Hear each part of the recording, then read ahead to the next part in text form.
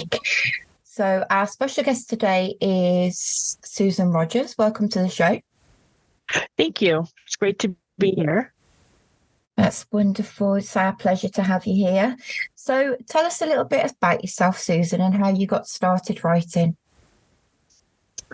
Well, I've been writing I've been storytelling more than writing since I was a kid. I used to make up stories and tell my dolls and my toys. And I probably started writing them down when I was a little bit older in high school and college and so on. I'm from Massachusetts in New England, and I now live in Florida, where it's a heck of a lot warmer. Yeah. And much nicer weather. So we moved here about 5 years ago.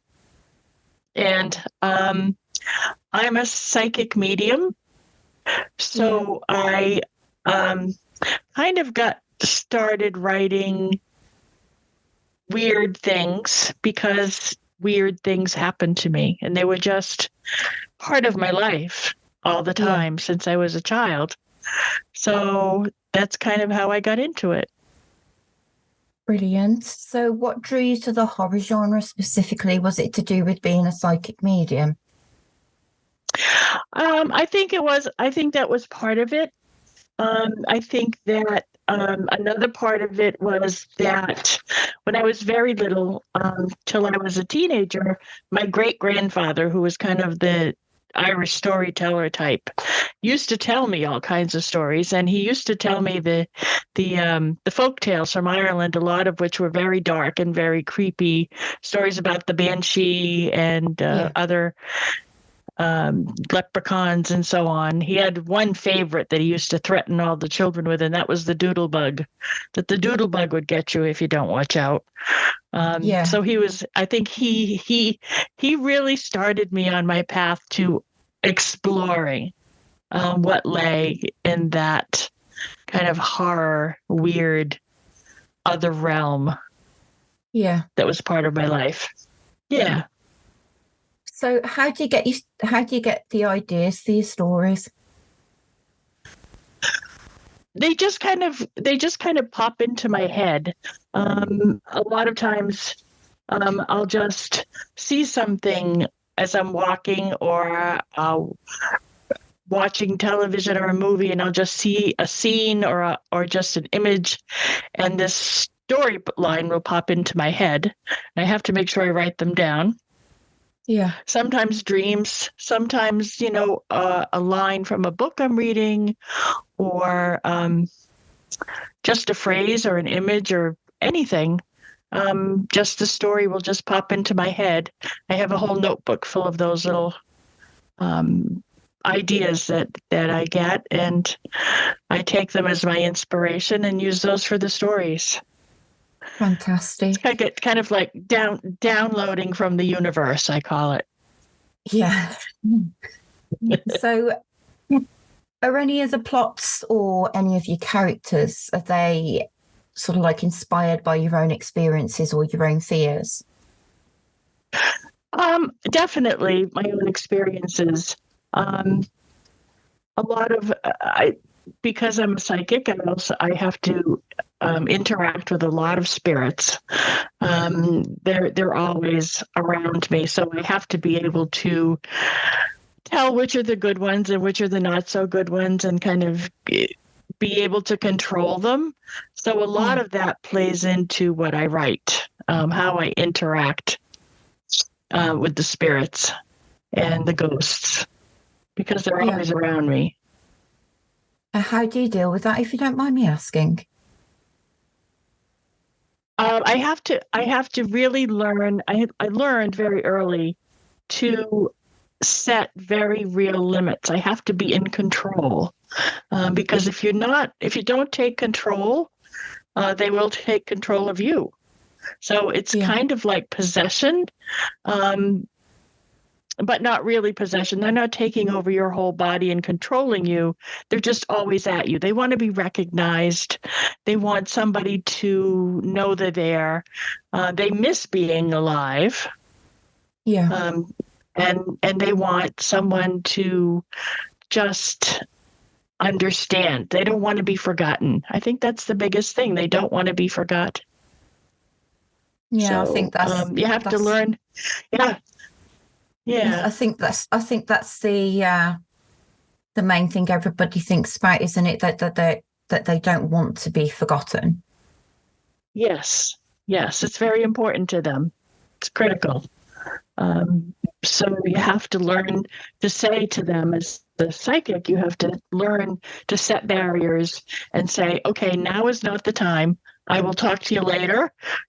Stick around. I'll come back, but right now I'm busy and I don't have, the time to let you come to me right now. So you have to really learn how to do that.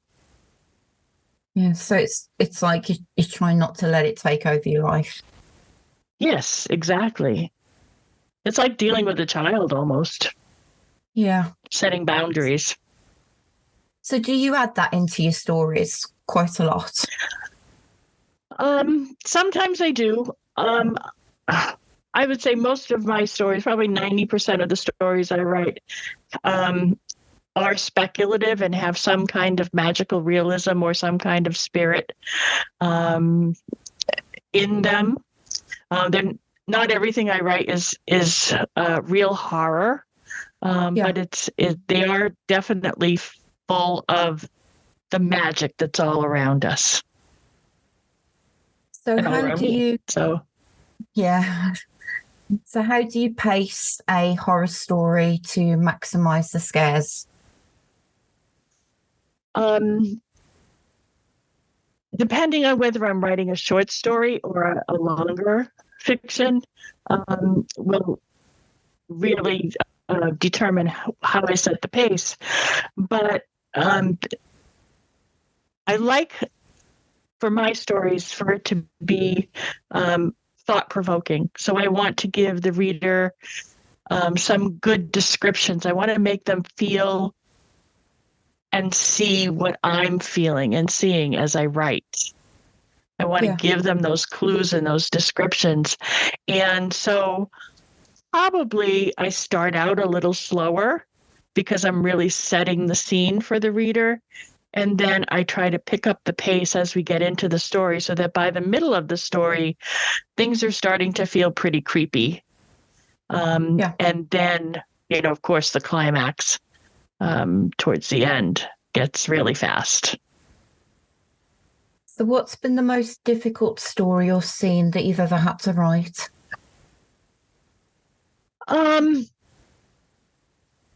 I think I wrote a story about my mother. My mother and I didn't have a great relationship, but I had to write a story about my mother just because I needed to work through that. Yeah. And that was very difficult for me to write because I didn't want to come off being angry or distressed about her. Yeah. So to get that relationship just right and to get the emotions right and to guide the words so that the reader understood those emotions and how that worked out and how that played out. That was very difficult because it was very personal. So I think the more personal the subject is, the more difficult it is for me to write. That's right.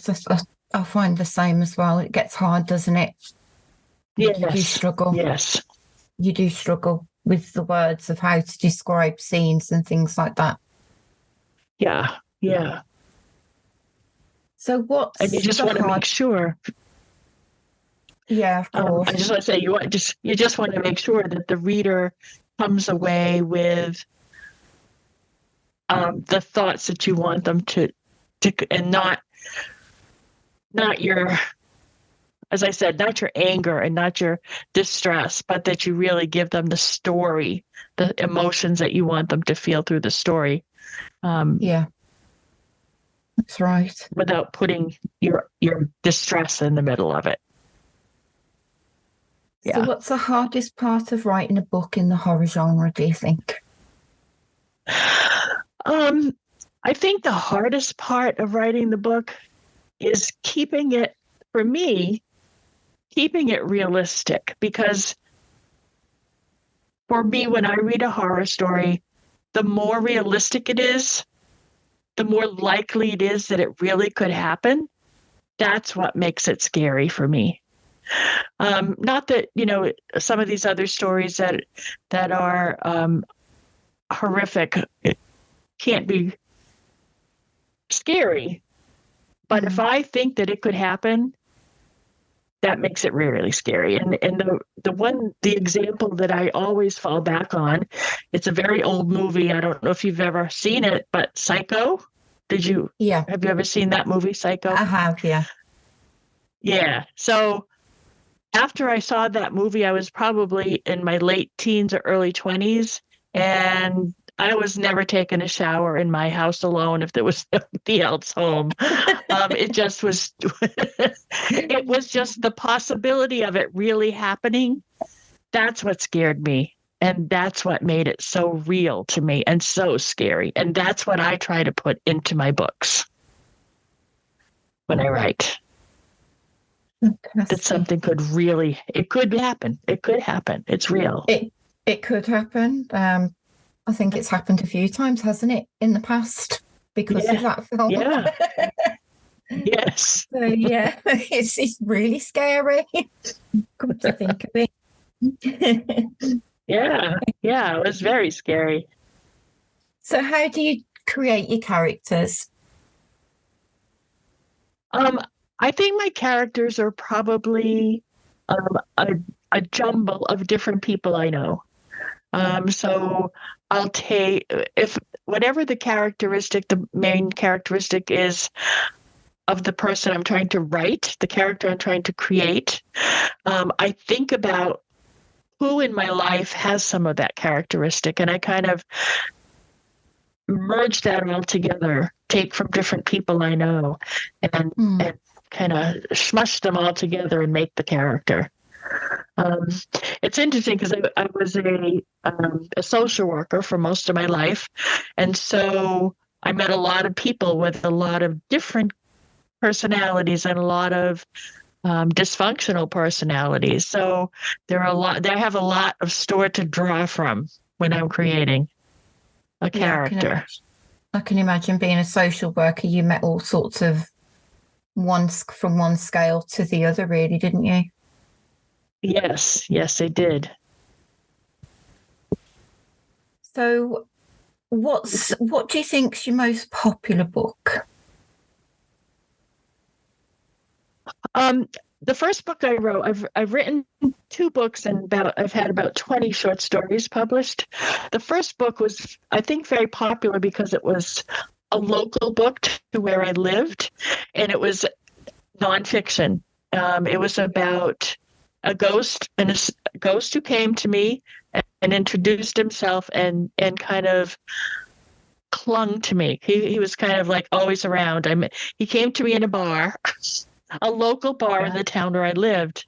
And what happened was that as we became more familiar with each other and he told me things about his life, I went and researched those things so I could prove. I found where he lived, I found when he lived, I found his relatives. I could prove that he really lived and that the things that he told me really happened.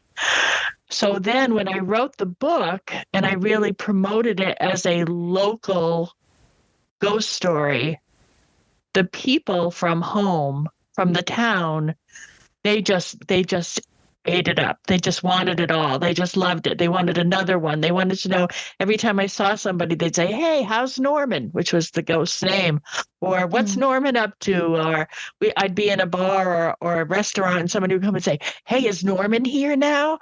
So he became quite a popular character, quite a popular figure. More than me. Everybody wanted to know about Norman. Oh, bless you. They all wanted to know about Norman, but not me. Yes. Okay. So, have you got any exciting projects that you're working on at the moment that you're excited about? I do have a couple. I have with my publisher, of course, which is Psychotoxin Press, and Christopher. We've been working on some anthologies, some themed anthologies, and we're doing one on tarot. Which is always exciting to me because I am a tarot reader. I love reading tarot cards. Yeah. So that will be fun to write those stories. I'm also working on another horror story right now that I hope to have ready for publication early next year, and it's a possession story. It's about a woman who finds a noose in a house, and she tries to discover why the noose is there and what the history of the noose was and whether it was ever used, and quickly comes to realize that there is a being trapped inside the noose. Yeah. And that being wants to get out, and the only way they can get out is by bringing her in, exchanging places. So it's coming along quite nicely, and it's pretty creepy. It sounds It's very very scary. creepy. Yeah, it sounds like it's going to be a fantastic book. Thank you. Thank you. So those are my two big projects at the moment. that's fantastic. I hope they do really well for you. I mean, the book sounds amazing. Thank you. The tarot card, are you working on any particular tarot card, or is it the whole anthology? I have chosen to write about the judgment card. That will That's be my fantastic. assignment, writing judgment, yes. Which I think opens a whole lot of possibilities. Great. And when will that be coming out for you? I think the plan is to publish that early next year also. Brilliant. So you're going to be quite busy then over the next few months. It will be. Yeah, it will be. It will be.